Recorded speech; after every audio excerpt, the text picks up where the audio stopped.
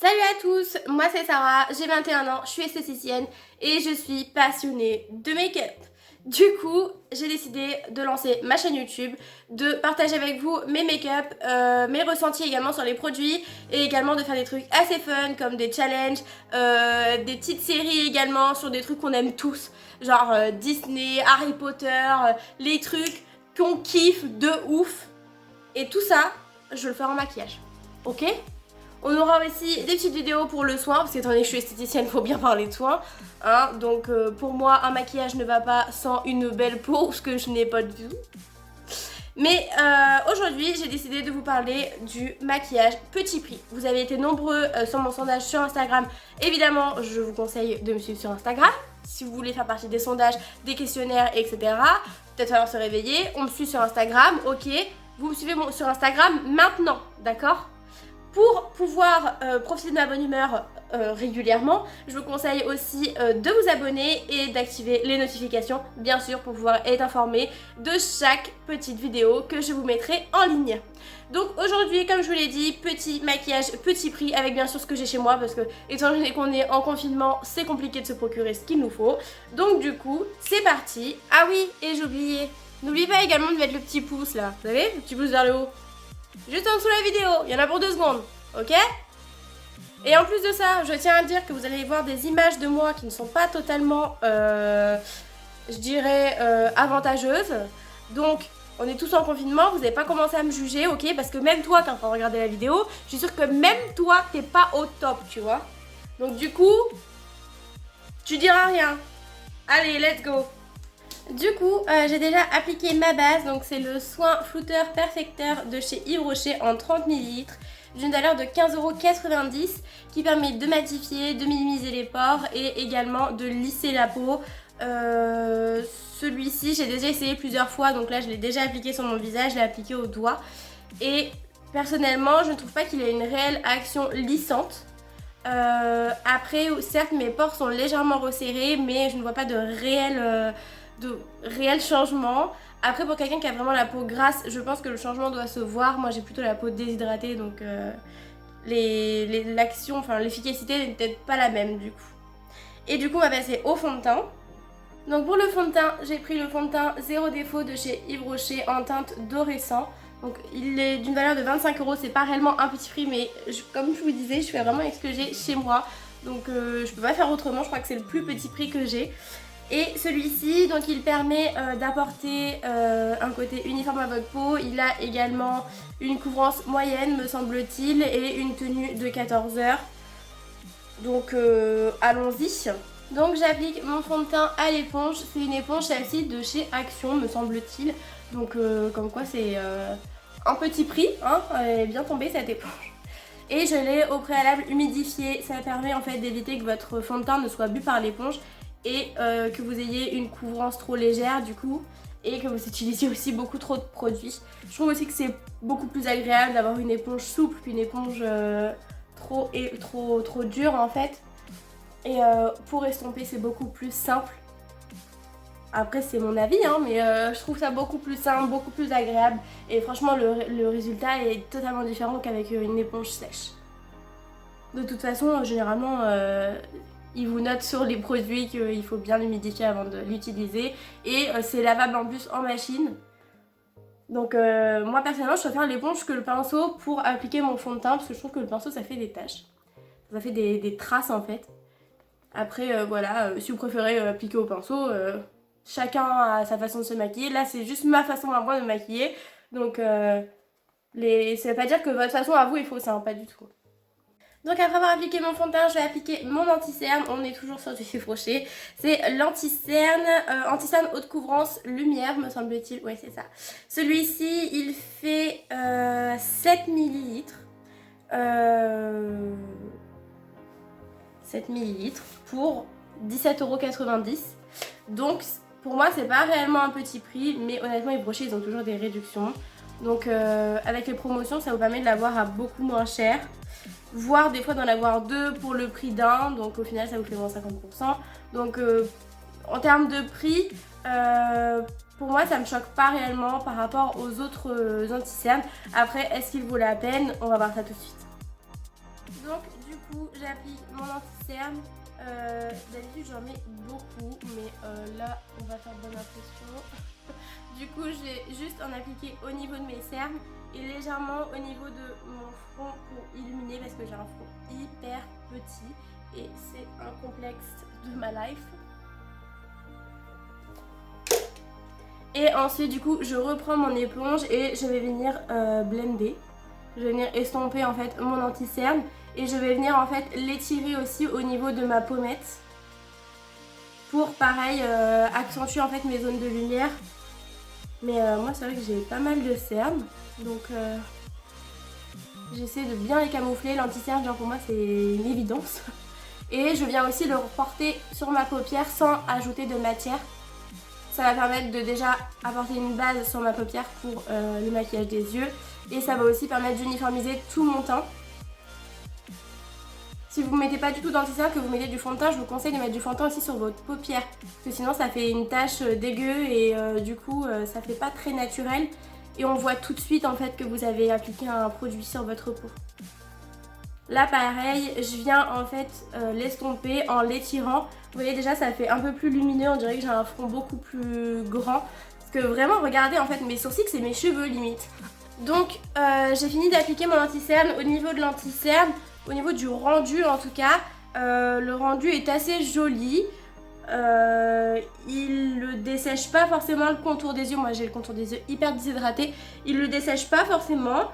La couvrance, je dirais pas forcément haute couvrance, mais une couvrance moyenne plutôt. Et là je l'avais pris en teinte, je sais plus, je crois qu'elle s'est effacée. Je crois que c'est du rose et sang, du beige sang, je ne sais plus. Et bon ça va, enfin, je suis pas mécontente de l'anti-cerne, honnêtement c'est un bon produit donc je vous le recommande. Donc une fois que j'ai terminé de mettre mon fond de teint et mon anti-cerne, on va passer à la poudre. Donc là j'ai pris la poudre de chez Kiko. C'est la Invisible Touch, c'est une poudre de fixation en fait transparente. Celles-ci sont prix de 12,99 €, donc c'est pas excessif en tout cas pour une poudre. Par contre, pour être totalement honnête avec vous, je déteste, mais je déteste cet applicateur.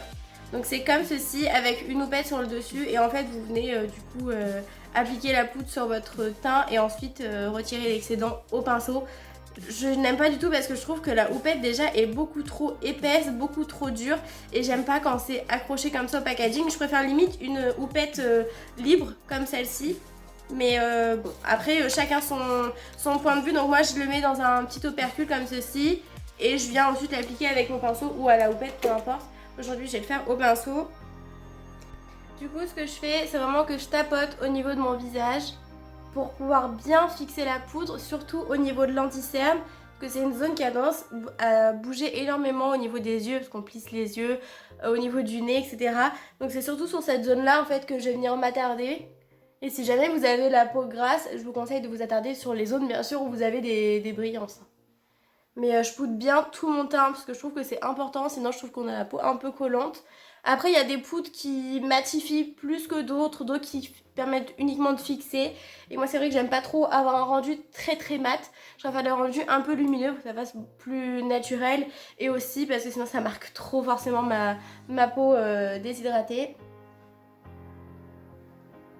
Je vais ensuite continuer au niveau du teint avec mon bronzer. Donc je viens prendre un pinceau comme celui-ci qui fait une pointe au bout pour le contouring. Je vais bien en fait réchauffer mon teint.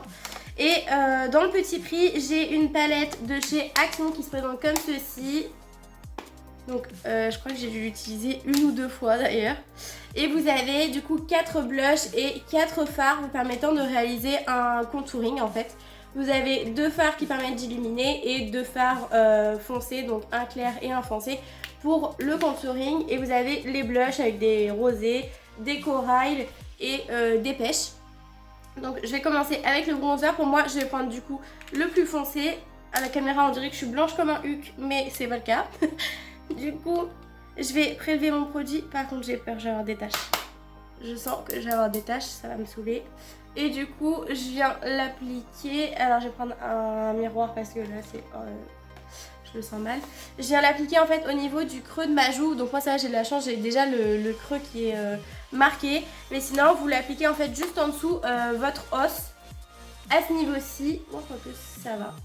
Vous venez appliquer à ce niveau-ci et je viens aussi l'appliquer au niveau de la mâchoire. Vous pouvez aussi en appliquer au niveau du front et des tempes si vous voulez diminuer ou vraiment resculpter votre front. Moi, comme je vous l'ai dit, j'ai le front très très petit, donc je vais éviter de le diminuer. Ensuite, je viens continuer avec le blush, donc je garde la même palette pour le blush. Je vais utiliser du coup ce fard juste ici qui est un petit peu pêche, un petit peu corail. Bah, je crois d'ailleurs c'est le blush pêche qu'ils l'appellent. Oui, c'est ça. J'ai essayé de le retrouver celui-ci, mais je le retrouve vraiment pas sur le site Action et même sur les autres sites. Donc malheureusement, je vais pas pouvoir vous la mettre en barre d'infos. Et du coup, je viens prendre un pinceau biseauté comme celui-ci. Celui-ci vient de chez Yves Rocher. J'estompe parce qu'ils sont pigmentés en fait lors de l'application, mais après, c'est pas forcément le même rendu. Et je viens l'appliquer au niveau de ma pommette en remontant vers les tempes. Donc cette palette là, ce que je peux en dire, c'est que effectivement les fards sont assez pigmentés. Vous pouvez le voir, ils sont visibles. J'ai déjà vu des blushs, des bronzers, etc. qui sont beaucoup moins pigmentés. Ceux-là, ils sont aussi assez faciles à travailler. Par contre, il faut bien que vous poudrez votre teint, que vous ne mettiez pas en fait votre blush et votre poudre votre bronzer juste après votre fond de teint sans avoir poudré, sinon ça va vraiment vous faire des taches. Là, en fait, la poudre, elle permet vraiment de les estomper, de les diffuser. Sinon, vous allez vraiment avoir des grosses taches. Et je vous conseille aussi de bien tapoter votre pinceau avant pour retirer le surplus de produit. Sinon, c'est pareil, vous aurez un rendu pas très joli. Mais honnêtement, pour le prix, je crois que je l'ai payé 2 ou 3 euros. Elle en vaut quand même le coup si vous voulez des choses petit prix. Celle-ci, honnêtement, je trouve qu'elle est bien. En plus, elle fait 2 en 1. Donc ensuite, on va passer du coup à l'highlighter. Pour l'highlighter, c'est pareil. J'ai une palette que j'avais prise chez Action. J'en ai une deuxième, me semble-t-il. Mais les highlighters sont un peu bleu, vert. Ceux-là, ils sont plus rosés, champagne. Donc je préfère ceux-là. En plus, moi, j'adore l'highlighter. Généralement, quand j'en mets, j'abuse. Je sais, j'abuse. Ça se voit. Enfin, ça se voit. Quand je suis au soleil, on voit que j'ai mis de l'highlighter en fait. Mais c'est la base. C'est la base. Et des fois, on me regarde, on me dit... Non mais Sarah, t'as grave abusé. Mais pas du tout, pas du tout. C'est juste que j'illumine ta journée en fait. Du coup, on continue avec l'highlighter. Donc il y en a un champagne sur celui-ci, un rosé et un rose. Du coup, je vais mettre plutôt le champagne et je vais l'appliquer avec un pinceau de chez Sephora. Et c'est le enlumineur effet zéro matière, le numéro 93. Donc ce pinceau-là, je l'apprécie pas énormément parce que je trouve qu'il est trop long. Mais pour l'highlighter... ça va. Enfin, de base, il est fait pour ça en fait.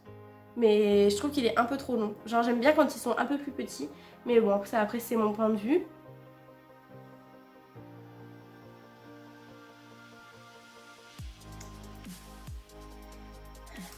Pigmentation, s'il vous plaît. Y a-t-il quelqu'un? Parce que là, je regarde mon retour. Mais en fait, je vois pas que... Ah, ok. Ok. Donc, si... il est assez pigmenté. Personnellement, j'aime pas le résultat.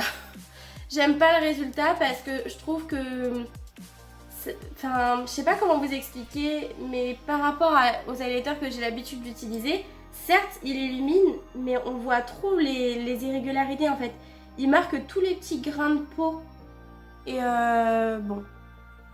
Bon, pour le prix, c'est pareil, on va pas... Bon, après, si vous voulez un highlighter assez pigmenté, je trouve que celui-ci, honnêtement, passez votre chemin. Passez bien votre chemin parce qu'ils sont pas ouf. Mais si vous voulez un rendu naturel, c'est bien. Ça suffira. Du coup, je vais en mettre juste au-dessus de mes pommettes et un petit peu au niveau du nez. Moi, j'en mets jamais ici parce qu'après, je trouve que ça me fait un gros nez.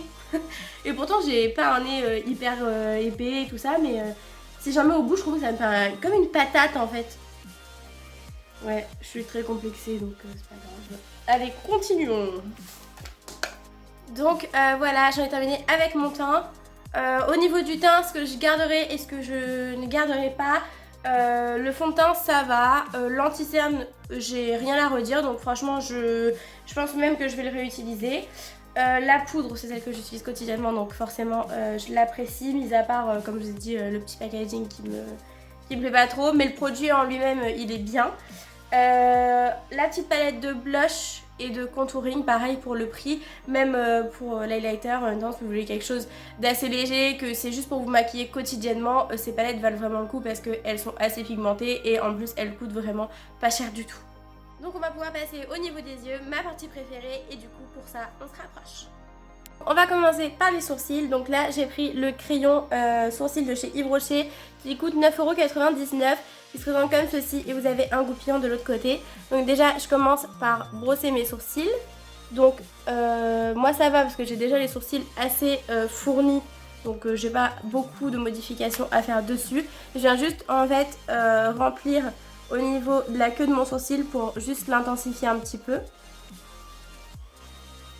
Je viens brosser pour pouvoir diffuser mon produit et que ça fasse plus naturel. Et je vais en fait reproduire quelques poils là où j'ai des petits manques en fait au niveau de la tête et à ce niveau-ci. Du coup j'ai terminé mes sourcils. En ce qui concerne le crayon sourcil, si vous voulez un rendu naturel, je vous le conseille.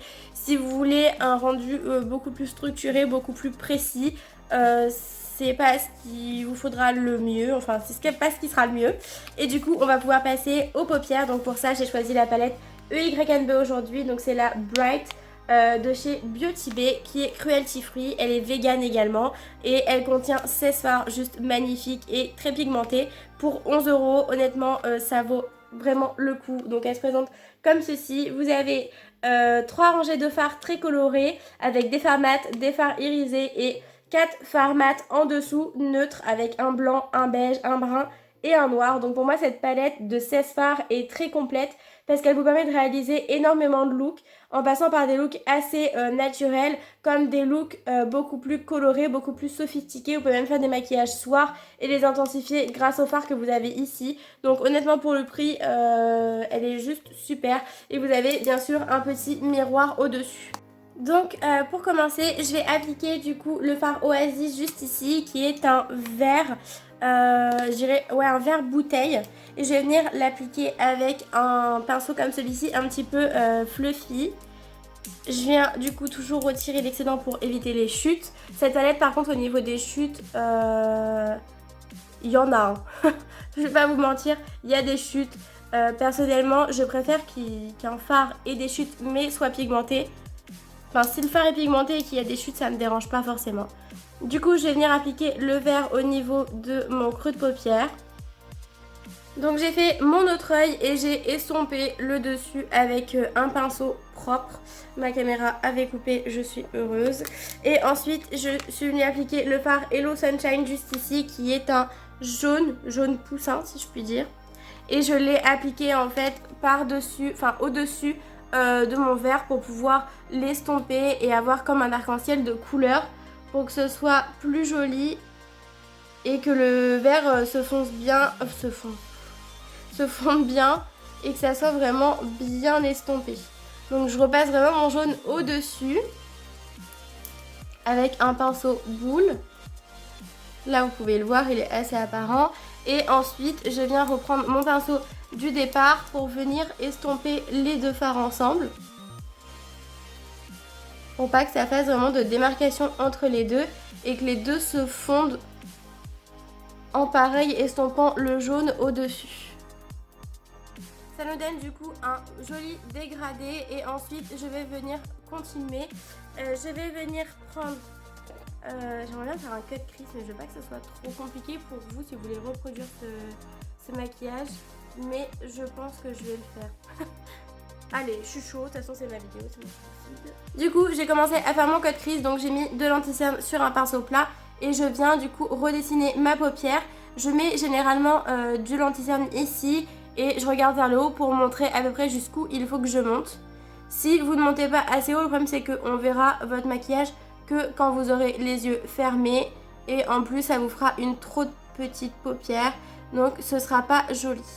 Donc terminé mon cut crease et je suis venue redessiner avec j'ai du mal à parler, avec un petit pinceau plat comme celui-ci qui est assez précis. J'ai repris le fard Oasis et j'ai redessiné en fait la ligne juste au-dessus de mon cut crease pour refaire ressortir le vert que du coup j'avais un petit peu caché.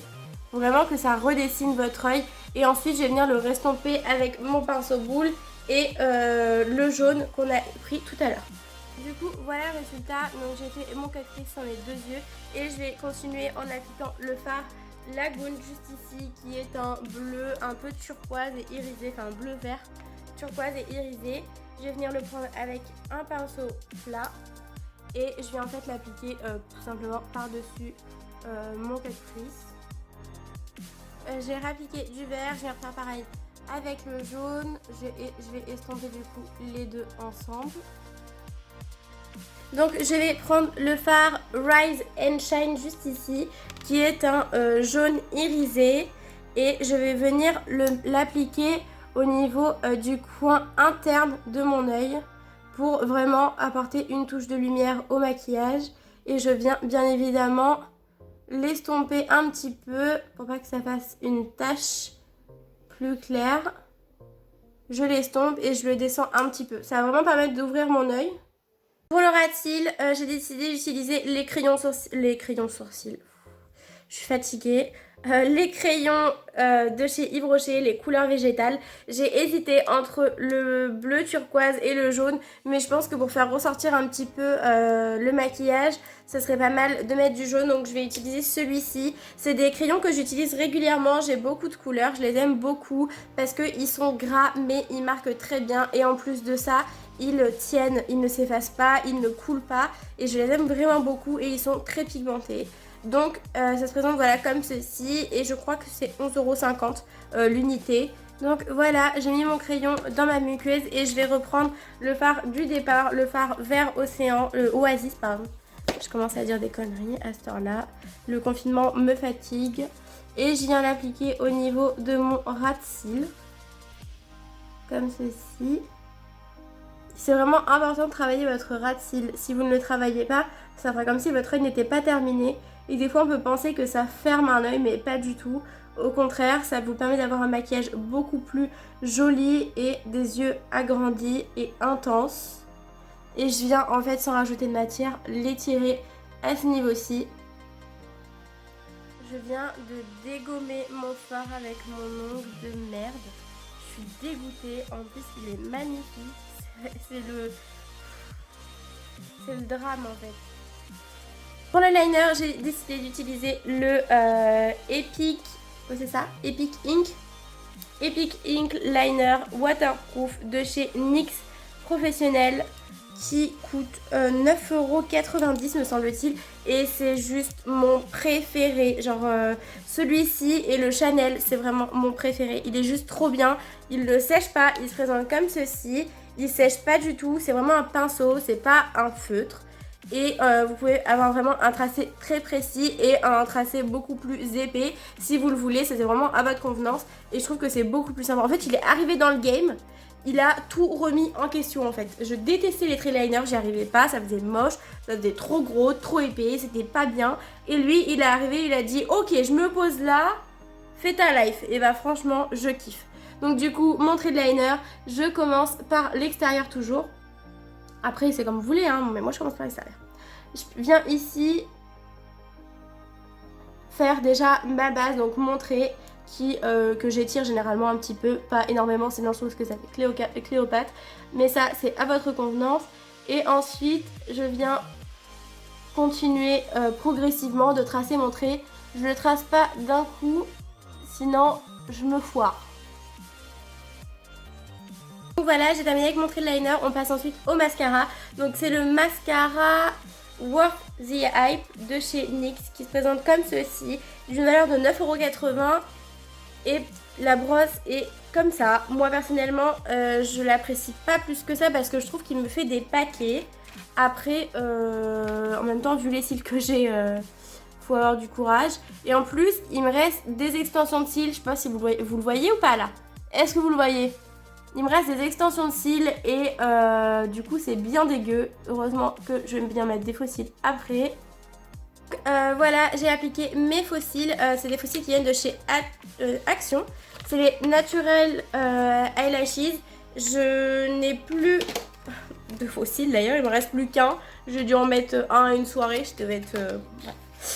c'est pas grave. Et vous avez 5 paires en fait de faux cils dedans. Honnêtement, je vous les recommande pas. Moi, je les mets vraiment quand je fais des maquillages artistiques pour des photos ou quoi que ce soit, parce que je trouve qu'ils sont très longs et pas assez fournis, donc ça fait vraiment artistique. Ça fait pas vraiment naturel.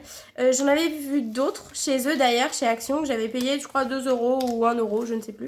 Et ils étaient très très bien, mais je ne les ai pas retrouvés. Donc est-ce qu'il n'y en avait plus ou est-ce qu'ils ne les font plus, je ne sais pas. Mais en tout cas, j'avais adoré. Donc si jamais je les retrouve, je vous laisserai un petit message pour vous en informer. Ils sont vraiment très bien. Si vous voulez même des petites franges de faux cils, je crois que j'en ai d'ailleurs à côté de moi. Ouais. Des petites franges comme celle-ci, pareil, celle-là viennent d'Action. Et je crois que les franges que j'avais achetées, c'était de cette marque-là. Mais en tout cas, celle-ci, j'adore en tout cas pour faire les maquillages mariés ou les maquillages naturels pour la journée. Des fois, j'en mets juste sur l'extérieur pour agrandir mon œil et que ça me fasse de plus beaux cils vu que j'ai des cils merdiques. Voilà, et on va pouvoir passer aux lèvres. Donc pour les lèvres, je vais appliquer le crayon de chez Beauty Success, c'est un crayon à lèvres un peu nude. Je crois que la couleur c'est praline et le tarif de ce crayon est de 7,95 €. Donc honnêtement, il est pas ouf non plus, c'est un crayon. Hein. Donc du coup, je l'applique de façon à redessiner ma lèvre, mais ne pas trop l'augmenter. Si je veux l'augmenter, je préfère mettre un petit peu de gloss au centre de mes lèvres pour que ce soit plus pulpeux, plutôt que de redessiner avec le crayon. Je trouve que ça fait vraiment trop. Et j'ai aussi crayonné l'intérieur de mes lèvres pour que ça se fonde bien ensuite avec le rouge à lèvres. On continue au niveau des lèvres avec le rouge à lèvres. Vous les connaissez tous, de chez Sephora, c'est les sans transfert, les mat, et je les aime énormément, c'est mes rouges à lèvres préférés. Et là c'est la teinte 23. Du coup voilà, le look est terminé. J'espère que cette vidéo en tout cas vous aura plu. J'ai essayé vraiment de faire avec les petits prix que j'avais chez moi, donc ne me jugez pas trop hein. Dites-moi en commentaire si jamais vous voulez que je fasse d'autres vidéos, que je teste des produits, etc. Sachez également que j'ai été contente de faire cette vidéo avec vous. C'est ma première vidéo YouTube et je suis juste détendue. Ça y est, enfin tout va bien. Suivez-moi également sur Instagram, je mets souvent des vidéos de mes maquillages, je mets aussi des sondages pour mes prochaines vidéos, etc. C'est assez sympa, je fais aussi des lives avec quelques amis pour tout ce qui est soins également. Et bah voilà, en tout cas je suis très contente. Je m'en suis pas trop mal sortie en fait. Dites-moi, hein, est-ce que mon maquillage en vrai est dégueu? Non. Non mais franchement je suis très très contente d'avoir passé ce moment avec vous. J'espère que cette vidéo vous plaira.